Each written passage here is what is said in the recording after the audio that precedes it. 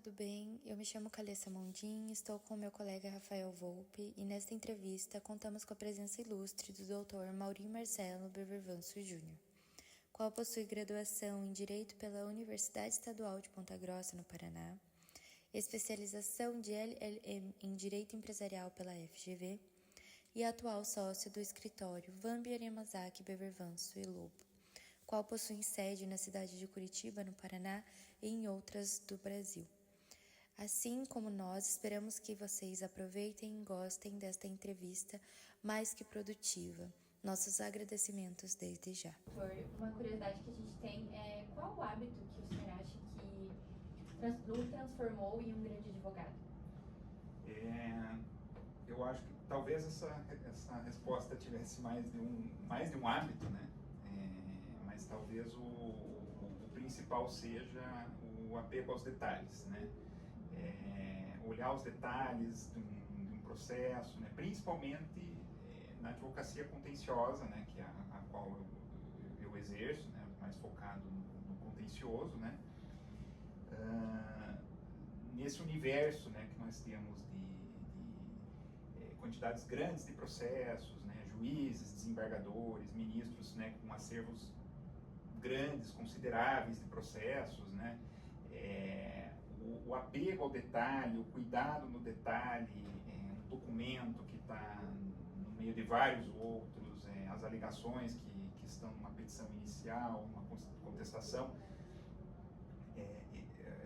Ontem mesmo eu estava estudando um caso aqui, né, uma inicial de 82 páginas, né, com vários pedidos. Né, até eram muitos fatos, eram muitos pedidos, né, então a inicial estava extensa, mas talvez não porque o advogado que escreveu tenha sido tão prolixo, mas realmente era um emaranhado de fatos e de pedidos. Né, e na leitura, no detalhe, né, deu para se perceber que lá numa determinada página existiam 2 parágrafos que contradiziam uma tese que estava mais para o final da peça, quando a parte já estava deduzindo os pedidos. Né? Então, na hora de construir a contestação, junto com o advogado que trabalha comigo nesse caso, né, todos esses detalhes que, né, estavam numa peça extensa, né, foram utilizados para construir a tese. E por aí vai, né, no contencioso, processos antigos, né, nós temos processos tramitando há muito tempo, né, no judiciário brasileiro por muitos fatores, né, mas às vezes você tem que analisar um processo que é da década de 80. Começou físico, né? Tramitou, aí tem recurso, um incidente processual, são muitas páginas, muitos andamentos, muitas decisões. No meio de tudo isso vão ter detalhes, né, que podem ajudar a achar uma saída onde às vezes diversos outros advogados já olharam e acharam que o beco estava sem saída, né? Que tinha um beco sem saída, mas que nos detalhes você pode achar uma saída. Né? Então acho que esse apego aos detalhes seria para escolher um só. Entendi. E o senhor acha que durante os anos o seu pensamento crítico o transformou em um grande advogado, esse desenvolvimento do pensamento crítico? Com certeza, eu acho que isso também talvez principalmente para um advogado que trabalha no contencioso, mas também no consultivo, né, mas a advocacia em geral, né, nós temos que ter um pensamento crítico, né, saber fazer uma análise mais profunda e crítica de tudo que vem de informação, né, e hoje em dia eu acho que isso é um desafio maior, porque a gente recebe muita informação por muitos meios, né? São canais de notícias jurídicas, são sites de notícias jurídicas, você pode acompanhar hoje julgamentos online pelo YouTube. Nós, recentemente, para dar um exemplo aqui do pensamento crítico, né, de um advogado, nós recentemente tivemos um caso, vamos dizer assim, midiático, que foi a homologação de sentença estrangeira de um jogador de futebol que foi condenado na Itália. Durante o dia, já saíram notícias e posições, e no final do dia quase que ementas jornalísticas, jurídicas, jornalísticas, né, sobre a decisão. Eu não é a área na qual atuo, mas eu estava muito interessado porque sabia que tinha legislação nova que seria examinada. Eu assisti o julgamento todo, né? E aí você teve divergência, um voto muito profundo da divergência. O voto do relator, que foi no sentido de homologar, foi detalhado, profundo. E se você só analisa o resultado, a ementa, a chamada, sem pensar aquilo de forma crítica, você tende a concordar ou a não se aprofundar com aquilo, naquilo, né? E esse exercício do pensamento crítico, ele ajuda a abrir a cabeça do advogado, a desenvolver teses, às vezes até com relação a uma coisa que, de certa forma, às vezes já está posta na jurisprudência, ou o STJ já decidiu, né, de uma forma A ou B, né, vamos dizer assim. E em relação à advocacia, o senhor considera quais meios, o que o senhor considera gratificante? Porque, querendo ou não, a gente trabalha muito, mas a gente também quer ter experiências depois da advocacia, no quesito o dinheiro, né? Vamos ser sinceros, porque o dinheiro, infelizmente, faz parte da nossa vida e sociedade. Eu acho que, claro que nós trabalhamos, né? Eu acho que não há um problema em dizer isso, né? Que há necessidade de oferir renda com o trabalho, né? Todos nós precisamos viver, comprar aquilo que desejamos, né? Realizar nossos sonhos que dependem de alguma coisa material, vamos dizer assim, né? Mas a advocacia, e aí eu também acho que, né, fazer o que você gosta é mais fácil, mais gratificante, e a chance de você ser bom naquilo que você faz, se você gosta do que você faz, é muito maior, né? Então eu sempre gosto, né? Como eu falei aqui, eu acabei me apaixonando pela advocacia, né? E quando você gosta, né, com que você trabalha, do que você faz, né, esse sentimento gratificante que você citou, ele vai além de questões materiais, né? Eu, com certeza, né, talvez quase todo advogado contencioso fosse responder o mesmo, mas é ganhar uma causa, né? Ganhar no sentido de ver que a sua tese, a sua defesa que eu falo em sentido amplo, não só para quem está defendendo, né, mas a sua defesa do seu cliente naquele processo, ao final prevaleceu. Seja no juiz de primeira instância, no tribunal, né? Eu recentemente tive um julgamento aqui no Tribunal de Justiça do Paraná, de uma ação rescisória, muito difícil, complexa, caso antigo, da década de 90, em que a ação foi ajuizada, feitas as manifestações, o processo seguiu o seu trâmite, e quando foi para julgamento, né, nós já sabíamos que era um caso sensível, difícil,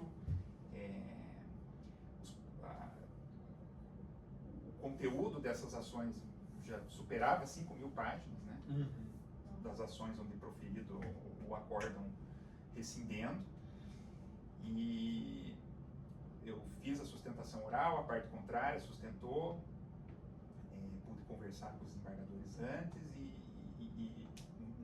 um exemplo de um dia desse sentimento, né? Isso que o processo não terminou, mas, né, o desembargador relator votou contra a tese, né?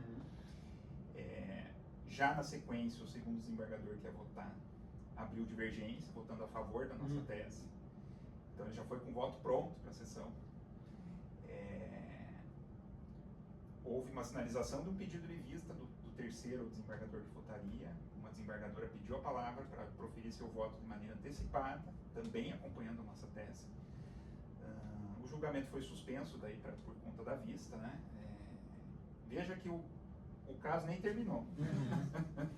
E eu não sei ainda, né, se eu vou ganhar a causa ou vou perdê-la, mas esse sentimento de que a tese, a provocação, incutiu a reflexão dos julgadores, né? Você vê o debate, as posições contrárias, né? Mostra que, poxa, o trabalho que foi feito aqui, né? Gerou uma repercussão, uma discussão no tribunal e posicionamentos para um lado e para o outro. Quer dizer, mostra que é um caso difícil, né? Que chamou a atenção do julgador. Então, esse é um sentimento de... Mas é até reconhecimento, né? De trabalho duro, porque eu acho que, assim, a advocacia não é uma coisa que é fácil. Exatamente.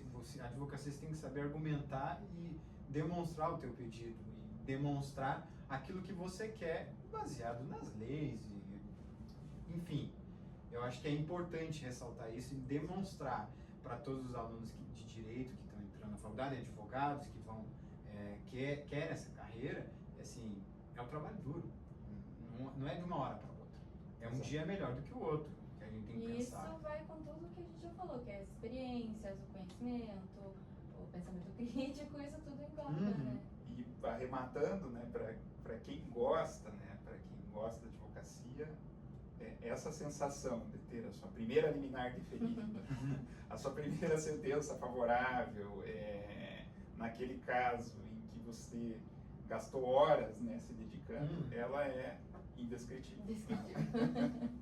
E aproveitando a linha de pensamento, quais os conselhos o senhor daria para os novos operadores do direito, atualmente, com tudo que estamos vivendo, com a era digital e tudo mais?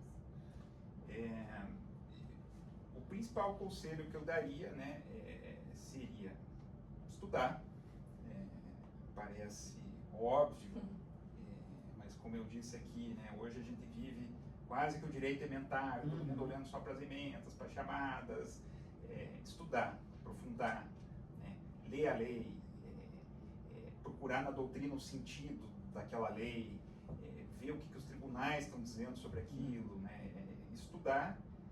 E outra coisa que eu recomendaria, assim, um outro conselho, que talvez transcenda um pouco isso, é uma palavra que uma sócia minha aqui fala, que é a constância. A constância é para tudo na vida importante, né? Não adianta fazermos uma atividade física uma vez numa semana, 2 vezes na outra, a outra falta, depois faz uma de novo, e assim é com tudo, e com o direito é assim, né? Estudar muito para elaborar a inicial e depois tocar o processo de qualquer jeito, não vai te dar um bom resultado. Na verdade, você vai estar jogando fora todas aquelas horas que você gastou para fazer a inicial, né?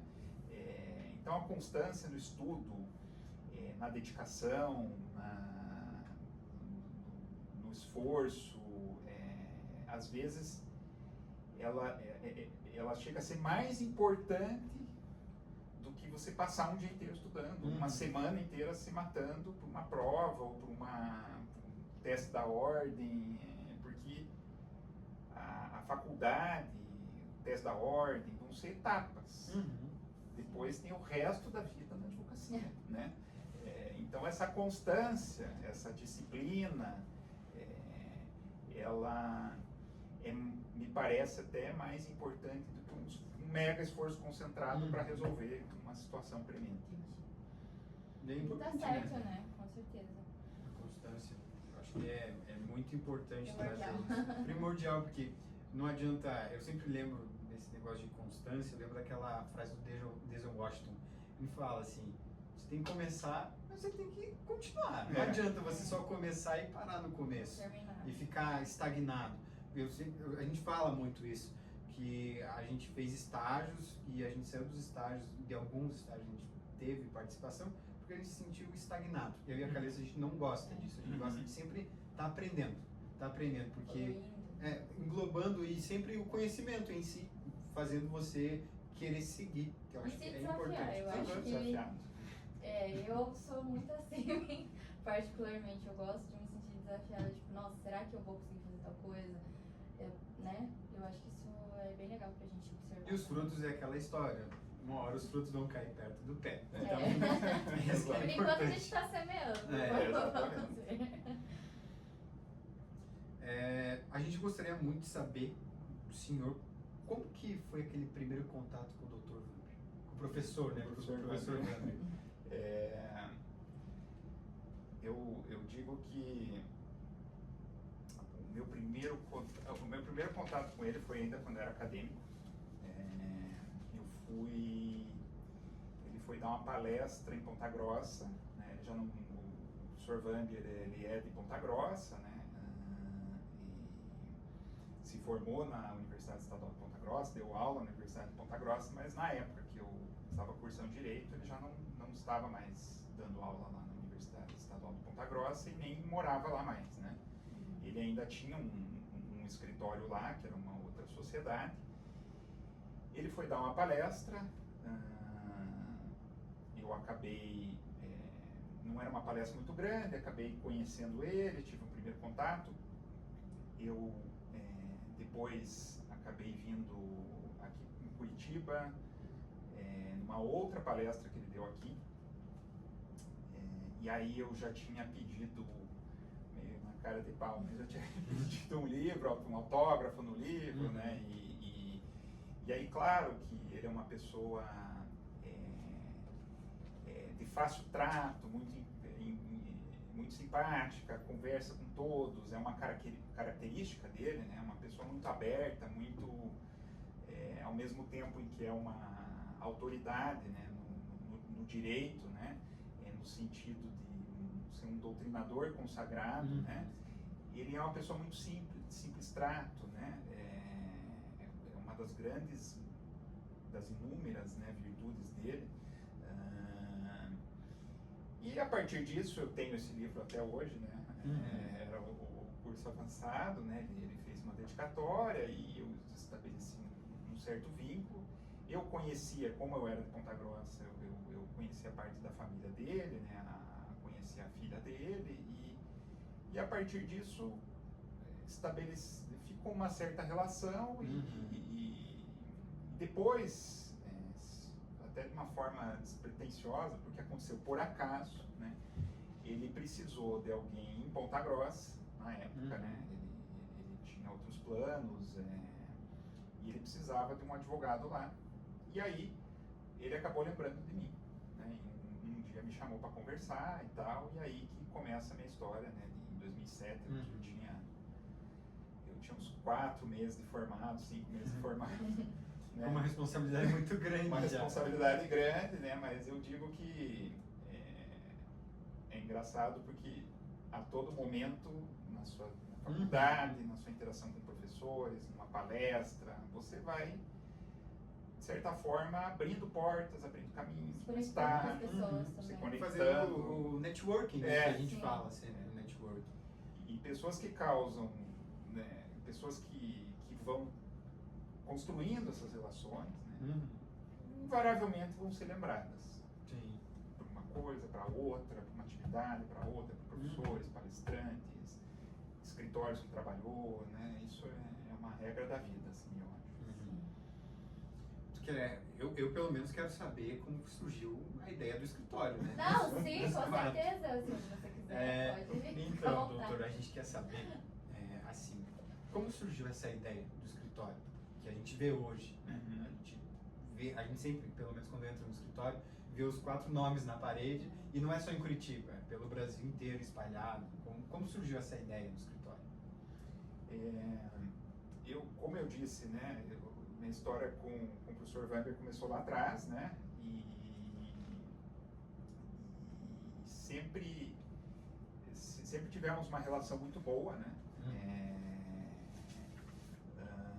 Ele sempre confiou muito né, eu pelo tempo que estive lá em Ponta Grossa, né, foi montada naquela época uma unidade do antigo escritório dele, né, da antiga sociedade, E eu cuidava daquele escritório para, de certa forma, atender um pouco do interior do Paraná, a partir dali.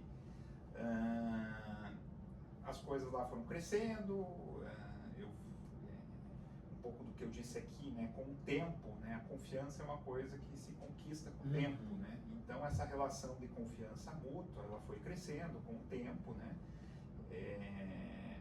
e num determinado momento o Sr. Vamp, né, pensou num novo projeto, né, encerrando anos de uma outra sociedade que foi muito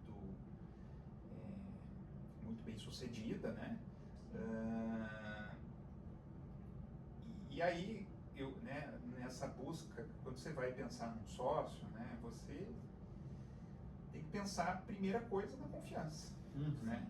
Porque você está dividindo responsabilidades e uma série de coisas com aquela pessoa, né? Então, nessa época, foi uma grande honra para mim, né? O Sr. Vamp, mais uma vez, pensou no meu nome, né? Já para um novo projeto daí, né?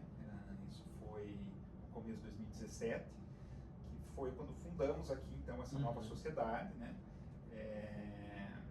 Que tem sido muito exitosa, tem dado muito certo. Começamos num tamanho X, estamos num outro tamanho. Eu acho que tamanho só não é uma referência, né? Mas principalmente o reconhecimento da qualidade do trabalho do escritório, dos advogados aqui do escritório, né? Mas começou, eu digo que isso às vezes é uma semente plantada lá atrás, né? E um pouco dos caminhos, como eu falei aqui, né? Nós, ao longo da vida, nós vamos fazendo escolhas, se dedicando, sendo constante, como eu falei aqui, né? Isso vai abrindo caminhos, como vocês falaram aqui, a gente vai plantando, e num determinado momento as oportunidades elas, a gente tem que usar esse termo, elas surgem, elas aparecem, mas não é que elas surgem do nada, né? Como dizem, né? Elas são um reflexo daquelas escolhas que cada um de nós fizemos ao longo desse tempo. E é importante dizer também que é bom ter coragem. Se ele não tivesse tido coragem para pedir um autógrafo, é bom ter coragem. E em relação aos escritórios em si, porque a gente sabe que o escritório não é só em Curitiba, ele é espalhado pelo Brasil inteiro. Ele é um reflexo da organização e planejamento dos 4 sócios? Com certeza, né? Eu acho que é uma... tem que ser, né, um reflexo daquilo que pensam, da forma como trabalham, né, os sócios fundadores, vamos dizer assim, né?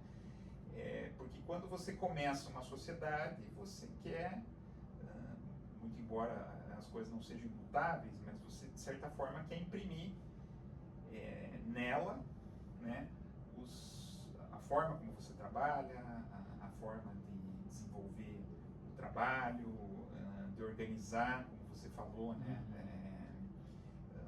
Não existe, eu acho que receitas prontas para sucesso, né? Você vê sociedades que são bem sucedidas, às vezes com um perfil um pouco diferente, com focos diferentes, mas de certa forma aquelas que são bem sucedidas procuram seguir o que você disse, né? Ser um reflexo dos sócios fundadores, né? Eu acho essa contribuição importante que todos que trabalham dão, né? Porque essa coisa que eu falei aqui, essa questão aqui, as coisas não são imutáveis, né? Uma sociedade, né, um escritório que tem um tamanho, né, que já tem um determinado tamanho, com diferentes pessoas trabalhando, vão ter diferentes visões, né? E pessoas com experiências diferentes que certamente contribuem, né, às vezes para que se organize as coisas de uma forma diferente, para que o trabalho seja feito às vezes de uma forma diferente, porque todo mundo tem uma bagagem, né, positiva, né, que acaba trazendo.